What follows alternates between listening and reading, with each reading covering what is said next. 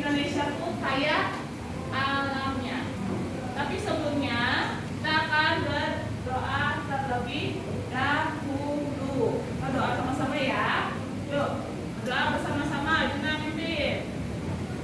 Iya, duduk yang rapi, jangan dilipat, bukan doa.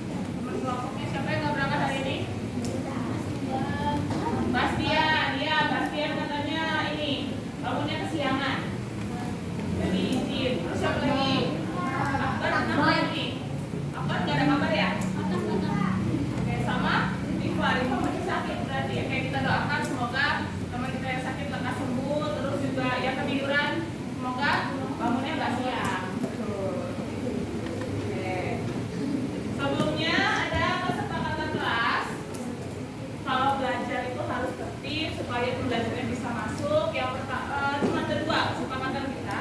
Yang pertama yaitu mengikuti pembelajaran dengan fokus dan sepenuh hati. Bisa fokus? Bisa? Enggak, yang penting kita belajarnya fokus aja. Kalau fokus nanti insya Allah masuk ke dalam otak. Yang kedua, mendengarkan ketika guru sedang menjelaskan pembelajaran. Tidak harus mendengarkan dan fokus. Kalau ribut, boleh nggak? Boleh. Ya, ngobrol sendiri? Boleh. Nah, nggak boleh. Bolak-balik ke toilet? Nggak boleh. Nanti yang bolak-balik ke toilet itu pakaiin popok. Yuk kita mulai. Fokus. Melihat, mendengar, mengingat, fokus. Udah bisa fokus ya? Oke, Ibu mau mereview dulu pengalaman belajar kita sebelumnya. Sebelumnya kita belajar IPA-nya di bab 2 Indonesia Kaya Raya. Ada yang nyangkut nggak di pikiran kalian? Masih ingat nggak belajar kemarin bahas tentang apa? Peta, betul. Apa lagi? Arah mata angin. Apa lagi? Ingat tentang apa? Hewan. Hewan apa yang diingat? Hewan apa? Hewan apa yang diingat ya? Kura-kura. Apa?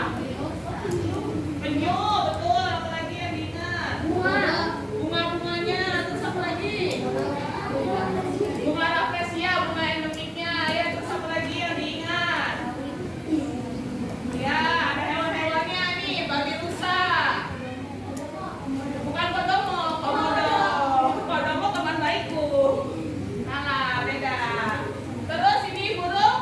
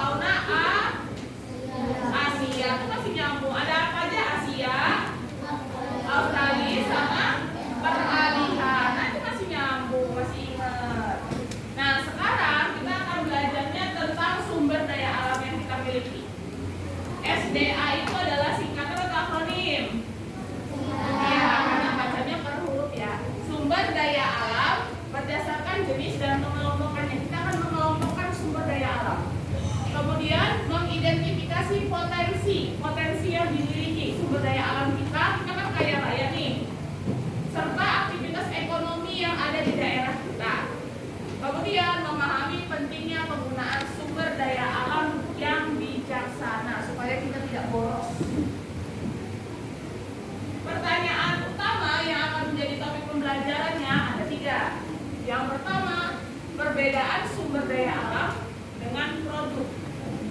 Yang kedua, sumber daya hayati dan non hayati. Yang ketiga, sumber daya alam apa saja yang ada di daerah tempat tinggal. Siapa yang bisa menjawab satu aja dulu dari 3 pertanyaan ini? Ada nggak yang kira-kira sudah mempersiapkan jawaban, yang sudah belajar tadi malamnya, yang sudah tahu di sumber daya alam yang di daerah tempat tinggal itu apa ya? Daerah kita banyaknya apa ya? Ada yang tahu nggak? Apa? Sesuatu tuh yang bisa yang bisa diduduki, jadi ayun-ayunan. Ya pakai alat apa tuh? Yang hanya ada di Cirebon, banyak aja di pinggir jalan, banyak banget. Yang mau ke Pleret tuh rotan, betul. Rotan itu produk sumber daya alam yang ada di daerah tempat tinggal kita. Rotan. Nah, terus apa lagi? Nah, kemarin pernah naik bus, terus turun dulu di pinggir laut, kita melihat apa itu? Batu bara, di Cirebon banyak, uap batu bara, betul. Itu sumber daya alam, tapi sumber daya alamnya itu hayati atau non hayati?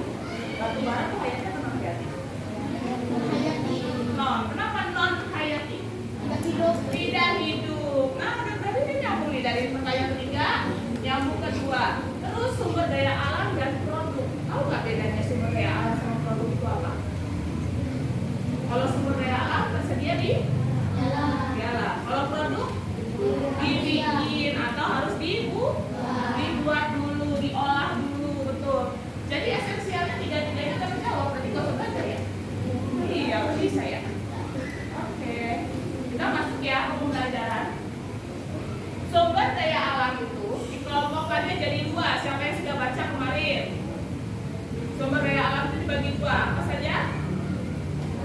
Sumber daya alam yang ya atau terbarukan. Satunya berarti apa? Kalau satunya dapat diperbarui, berarti satunya tidak dapat diperbarui. Kalau sumber daya alam yang dapat diperbarui berarti bisa dihasilkan kembali. Terus menerus bakalan ada, tersedia. Contohnya ada perkebunan, kebun tebu, kopi, jagung, pertanian, padi dan tembakau. Oh, tembakau? Bikin apa tembakau? Oh, iya, berhangat-hangat. Tapi yang di daerah pedesaan. Peternakan, ayam, sapi, kambing. Ada lagi yang bisa diternakan? Ayam, bebek, ya banyak ya. Dan perikanan, ikan, mujair, lele, udang, taprak, pitik bisa disebut dengan sumber daya alam hayati. Hayati itu berarti berasal dari makhluk yang hidup, tapi bukan berarti tanah dan air itu hidup ya. Karena tempatnya di situ maksudnya. Hewan dan tumbuhan, biasanya berupa hewan dan tumbuhan. Sedangkan sumber daya alam yang tidak dapat diperbarui berarti terbatas atau masih banyak tersedia? Terbatas, tidak bisa diperbarui lagi. Butuhkan waktu yang lebih lama. Contohnya minyak bumi. Siapa yang suka ngantri bensin pagi-pagi? Antrinya panjang banget.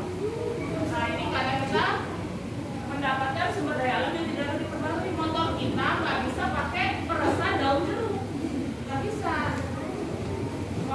Motor kita nggak bisa pakai air aja, nggak bisa. Jadi pakainya bensin, solar, oli dan lain-lain.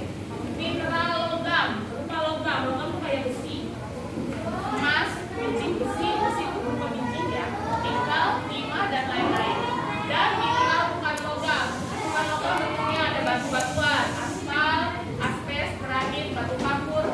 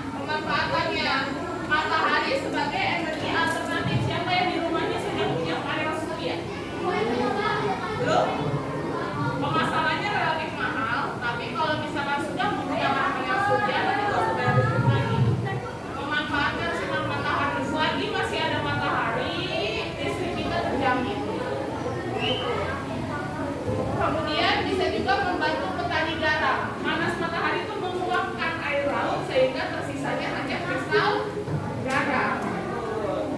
Dan mengeringkan ikan asin, kerupuk dan sebagainya. Kerupuk kita dikeringin dulu sebelum digoreng. Kemudian air itu banyak fungsinya jelas. Kemarin waktu kita kekeringan tersisa atau tidak? Yang tidak ada air di rumahnya harus mengangkat air dari rumah tetangga, pasang selang yang panjang gitu. Kan bisa, karena air itu sangat butuh untuk kita makan, minum, mencuci, mandi dan lain sebagainya. Kemudian tanah, karena itu dibutuhkan juga untuk bahan bangunan, tanaman dan lain sebagainya. Apa efeknya? Kalau kita ngambil sumber daya alamnya itu besar-besaran, misalkan di rumahnya Gina, di halaman rumah Gina itu ada, pas Gina lagi main tanah di depan rumahnya, Gina melihat ada bongkahan emas kecil. Terus Gina gali lagi tambah dalam sampai rumahnya ambruk. Sampai rumahnya ambruk. Kenapa? Karena pemanfaatan sumber daya alamnya yang terlalu besar, dipaksakan. Harusnya kalau sudah tahu ada garam tambang, kita datang dulu ke pemerintah. Itu biar nanti pemerintah yang mengurus. Gitu. Jangan diambil sendiri karena melihatnya emas. Karena bisa membahayakan. Longsor juga bisa terjadi. Misalkan Pati punya kebun di lereng gunung. Terus ditawar sama dosen. Bapak Pati, saya mau beli kayunya, di pohonnya udah tua-tua, saya beli semua dari ujung sini sampai ujung sana. Saya minta dipotong semua tebang. Kemudian suatu saat terjadi hujan besar. Karena pohon-pohonnya sudah ditebang, jadinya bagaimana? Longsor, banjir, tidak ada yang menyerap air, karena tidak ada yang menahan air biar turun. Gitu. Jadi pemanfaatan sumber daya alam itu harus dengan bijaksana. Ada yang bisa memberikan contoh lagi? Bijaksananya harus bagaimana? Bagaimana, ada nggak yang bisa kasih contoh? Ya, memanfaatkan sumber daya dengan bijak. Ya, secukupnya menggunakan apanya? Contohnya apa ya? Secukupnya. Air. Memanfaatkan air secukupnya. Kalian mandi, airnya sampai sebaskom gede masih kurang. Nah, suatu saat kekeringan kayak gitu. Bisa kekeringan, air tanah pun bisa kekeringan. Kalau kering harus cari sumber air lagi yang lain.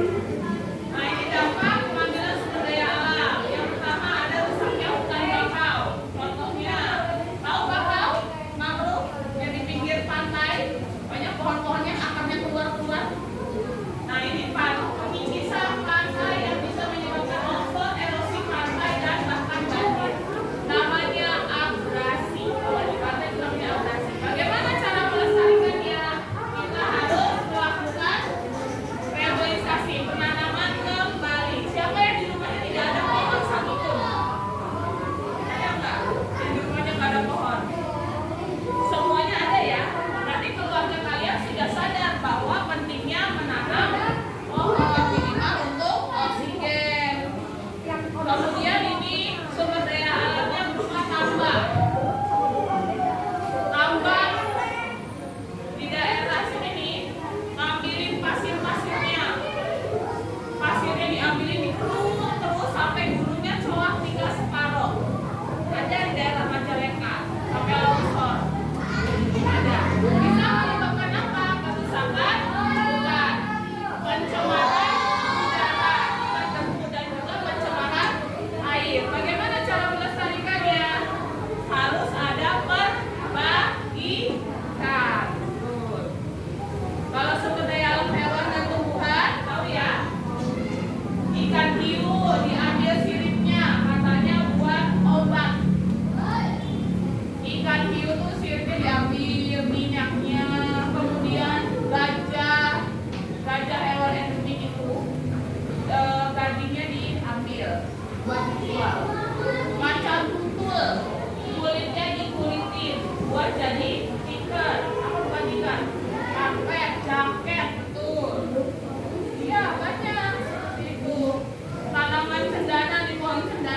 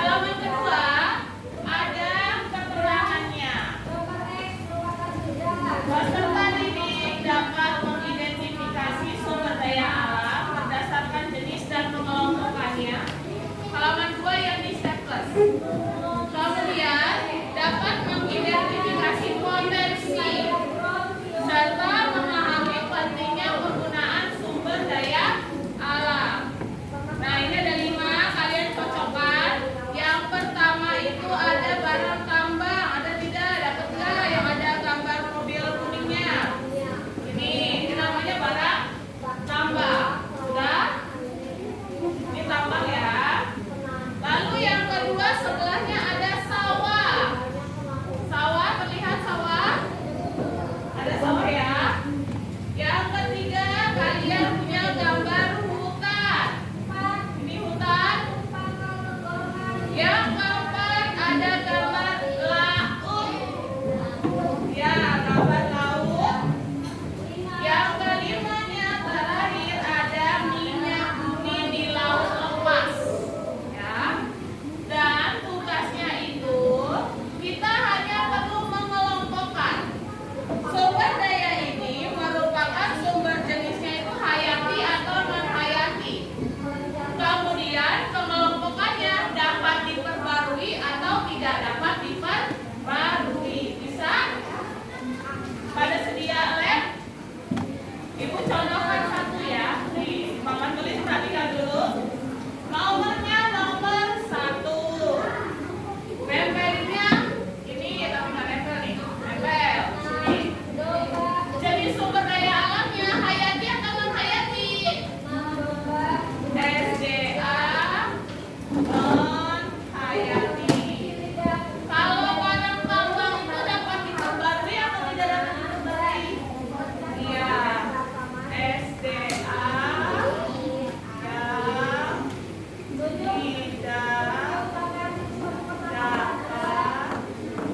yang tidak dapat diperbarui. Bisa? Oke, beri waktu 15 menit cukup ya untuk menempel dan juga menulisnya sedikit. Ada yang kesulitan, ada yang nggak boleh? Oh, semua lem ya? Apa?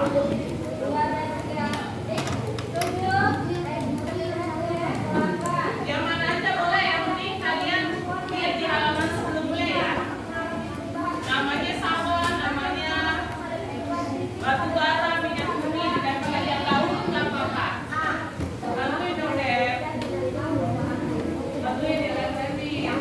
Please.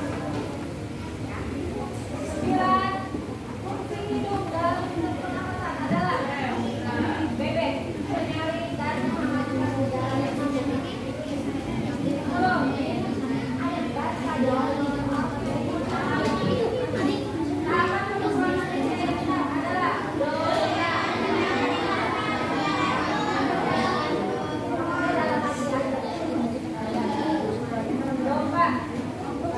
Ya, ditempel. Nah, kemudian ditulis ya namanya apa, di bawahnya ditulis. Oh, Habibi, pintar nih. Mantap ya.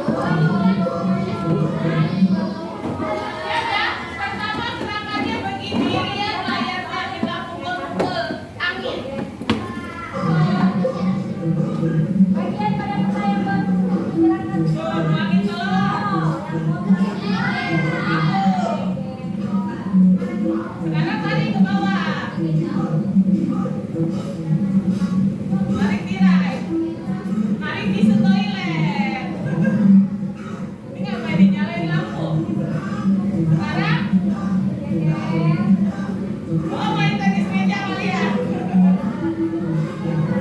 Kira.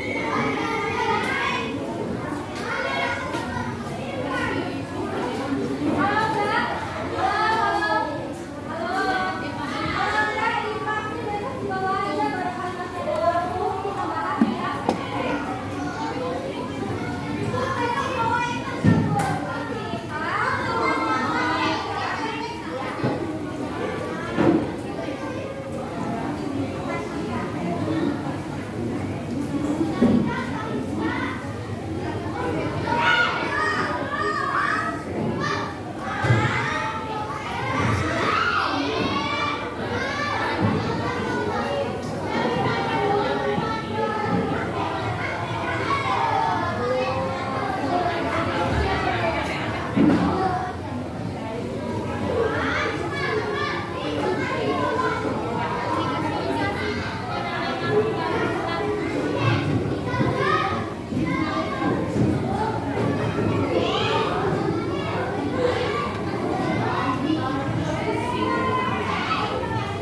dikasih nama, mau ibu kasih nama? Indah Hidin. Nah, itu juga lupa kan? Janji penting. Mama, ayo siapa lagi? Nama.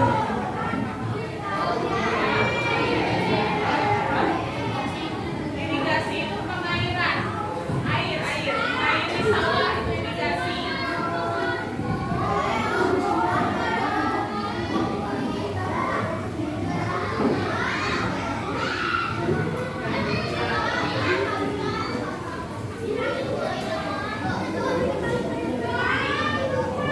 Boleh berdiskusi dengan teman sekelompok. Kalau teman sekelompoknya bingung, boleh nih.